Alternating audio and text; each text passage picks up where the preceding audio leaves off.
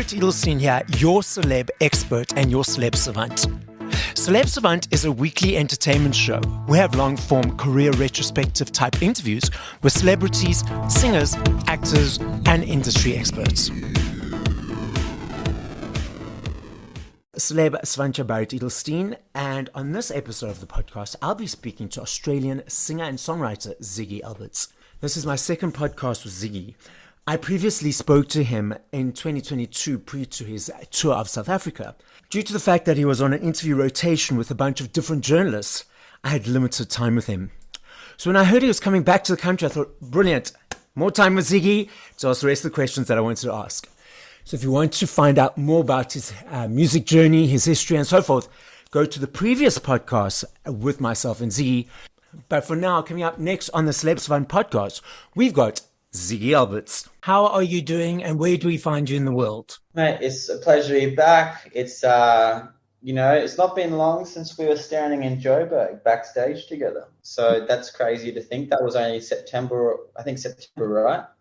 Yeah. September, October. I leave from Sydney to Johannesburg leaves in 5 or 6 days. So when we talk like that, I'm just kind of like, where did the summer go? Where did the last 5 or 6 months go? It seems like 6 months, but at the same time, it seems like 10 years in a good way, if you know what I mean. Yes. Well, I'm pleased. If it feels like a long time in a good way, I'm pleased. You know. Yeah. I'm just here on the Sunshine Coast in Queensland, and just the last 5 days, I'm just sitting in the record label office, and big trip as far as once I'm in Joburg, once I leave, take that flight, I'm on a trip for 5 or 6 months after that. Wow. Where are you going? I'll go do my South African tour, and then I will jump over to Portugal, start my European and my UK tour there, and then I'll finish up that in around late May, June, and then I start some Jack Johnson. I'm going to go support Jack Johnson again, but this time in Europe.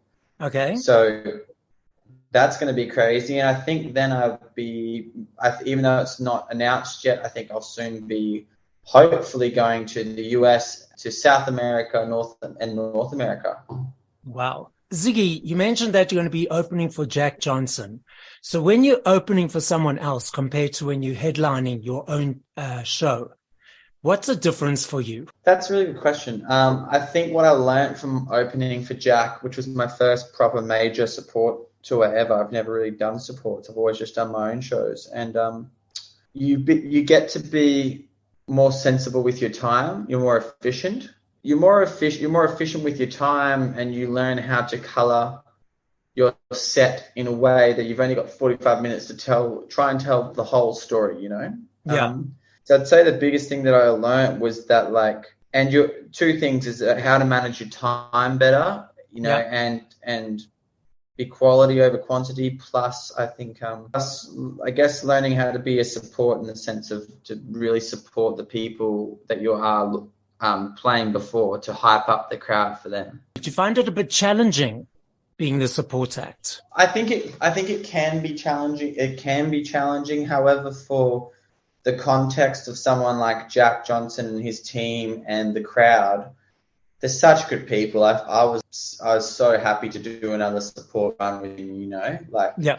I think it can be really tough if the people don't care that you're there, and if maybe perhaps you're totally a stranger, then it would be very perhaps like you're playing to a big crowd of people who just don't know anything about you. But in the context, I think, of how my music and his music cross over, you know, it's just such an easy fit. So I didn't have any trouble on that tour. I thought it was a great challenge, but like a very positive one. Ziggy, I've noticed that you've done a lot of big stadium tours, and then you do the smaller shows where it's more intimate and more personal. Which one do you prefer? Oh, gosh, they're both such... I've had this question before. It's really interesting. If I really had to pick one, maybe I'd pick the smaller shows. And my reasoning is that I think I was maybe just doing really big shows all around the world. Would I have the same level of like privacy and like awesomeness in my life in general? Like maybe, but maybe not. And if I was doing the smaller shows, there's definitely trade-offs. But the quality of a small show is really immense, you know, and the bigger the show, the harder it is to maintain the quality. Yeah. But like, I truly love both. If I was really pushed to a corner, I had to choose one, maybe I'd choose the smaller shows because I think it's probably more sustainable, and maybe the impact on the rest of your life is, you know, you've got a smaller team that's easier to get around, and, you know, and you still have, I mean, I don't really think too much about whether the show's big or small. I try and go out with the same intensity. But, you know, if it was a forever choice, I'd pick smaller shows and I'd play in even more beautiful places, you know. Now, I've noticed on your Instagram that you often do pop-up shows. Tell us a little bit more about those pop-up shows. I do these things where basically I go, like, for example, I went out when I was in Byron over this summer. I was just doing these random little gigs. So, like, I was turning up on the street and just busking with friends, or then the police shut us down because apparently we weren't allowed to busk there. And so the next day we wrote on like an A4 piece of paper and we blue tacked it to a wall where we were busking. And then we went down to the beach, set up like a little stage, not like a stage, but kind of set up a stage and speakers. And then we played. And then by the time the police came to shut us down, we were already done anyway. So that was pretty funny. Yeah, I think the pop-up shows are a great spirit of just doing something because you want to. You know, like a tour, you must find the moment, whether you feel it or not, whether you choose to or not, whether you're sick or you haven't eaten in 3 days, or whether anything else is going on, you tap into this moment, this beautiful moment that's there, right? And I love that. I love the structure. And what's fun about one-off shows sometimes is they really are like, you know, they can be quite bizarre or in unique locations. So I would like to keep doing pop-up shows, particularly in very beautiful scenic locations where it's like an hour before or 2 days before, you're like, I'm playing in this location at this time. And then you just get like the most random people who just happen to be nearby. I think it's the spirit of like the unknown that's really great with that. But do you always have to get police approval? Like you said, in Byron Bay, you had the police shutting you down. But is that always an issue? No, it's not typical. It's not typically an issue. It may have just been an issue because we were gridlocking the street a little bit. Okay. It wasn't all unreasonable. It was, you know, people were plenty excited, and we maybe had, you know, the crowds may or may not have been spilling out, you know. Okay. And so, you know, that's not typically. I was shocked they tried to shut us down at the beach because we were just on battery power. But, you know, I just smiled and waved, and it won't stop me doing it again. That's for sure. Ziggy, tell us a little bit more about your latest singles. Tattoos, I Believe, Sun in the Sea, and I'm Sorry. So quick overviews on each of those songs. Sure. So yeah, from that Dancing in the Dark album, Tattoos, that's a really fun one. I mean, what's fun about it for me is like it's just very almost like it's got like a dreamy pop element to it as well, with this, you know, beautiful tinkering piano that kind of, if you strip away the guitar and you listen just to the beat and like the other elements, it's very it's like a low-key dance track, you know, so that's always fun. And lyrically it talks about burning so much sage that it nearly burnt down the house, and that was just a very literal memory of you know, and it's that thing, you know, when you're so stressed out burning all the sage you can. And in this instance I just like, you know, looked up and was like, wow, like the whole house is really smoked out. So, you know, Tattoos came from quite a like fun place in that way, and it's always nice to touch on, I guess, when we're wearing the same uniform, people seem to understand each other more, and we're obviously still working through that on so many levels. You know, we always look for similarities to connect, and, you know, we've got to just more and more see each other as each having a human experience, and not even need to have the same shirt or the same football team or this, that, and the other, you know. Yeah. I Believe was really cool. That track came together really naturally, and it's just like this really. I actually wrote that track thinking about, I guess, intergenerational change, in the sense that the changes that we're maybe pushing for today may not be seen till tomorrow or the next generation, and so It's about, I guess, trusting that you are working towards good and that good will prevail. It's just a matter of time, you know. It just will take time. So I like that. I liked where that song came from. Now I know there was two more. One of them was "I'm Sorry." So I'll start on that one.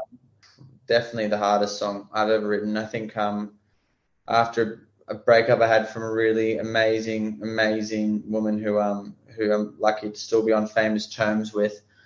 I felt very much in exile from even writing about it at all. I felt and so that was I remember that one took a lot to write. And I guess that one's just like a song where I got to say things that I found hard to verbalize.